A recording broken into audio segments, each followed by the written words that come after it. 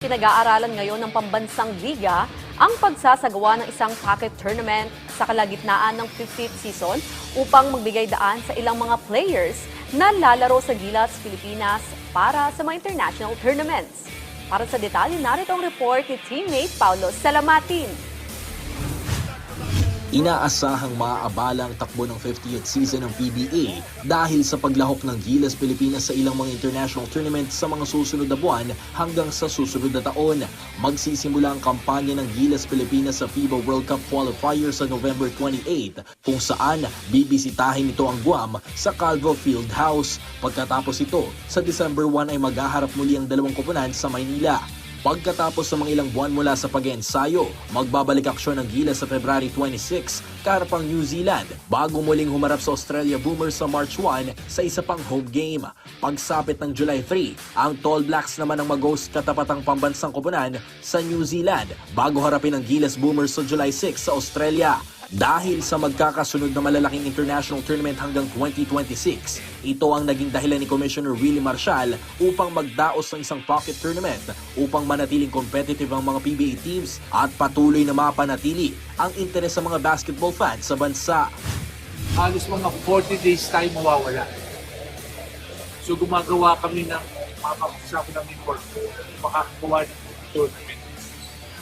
40 days kasi yung second window, yung August, may window.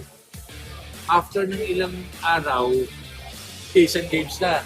Gusto ni Coach Tim, usap ko, mga 10 days before. So, pasimula ito sa window na 10 days na bibigay namin. Tapos, maglalaro yata sa Australia at sa New Zealand.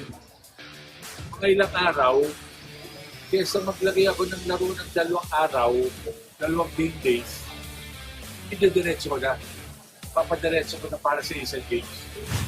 Dagdag pa ni Marcial na ang nasabing pocket tournament ay sasalihan umano ng 12 koponan kabilang ang paglahok ng 2 pang foreign teams. Matatanda ang nauna nang naglaro ang mga banyagang koponan sa PBA tulad ng Bay Area Dragons na umabot sa 2023 Commissioner's Cup Finals bago talunin ng Barangay Ginebra Gin Kings sa isang 7-game title series. Habang noong nakarang season, umabot naman sa quarterfinals ang Hong Kong Eastern bago tuluyang walisin ng TNT Tropang 5G sa opening round ng playoffs. Lahat ng teams maglalaro. Parang ginawa na natin yan. Yung wala ang mga Ginebra noon, di ba? On tour. So, ganun gagawin natin. Tingnan namin kung malalagyan namin, pero hindi pa ako malalagyan namin yung prize money. Para mas maganda. Sa kabila ng paghahanda para sa inihahaing mini tournament, abala ang PBA ngayon sa opisyal na pagbubukas ng unang serye ng Golden Season ng Liga na All-Filipino Cup Conference ngayong Oktubre sa Smart Araneta Coliseum. Paulo Salamatin para sa Atletang Pilipino para sa Bagong Pilipinas.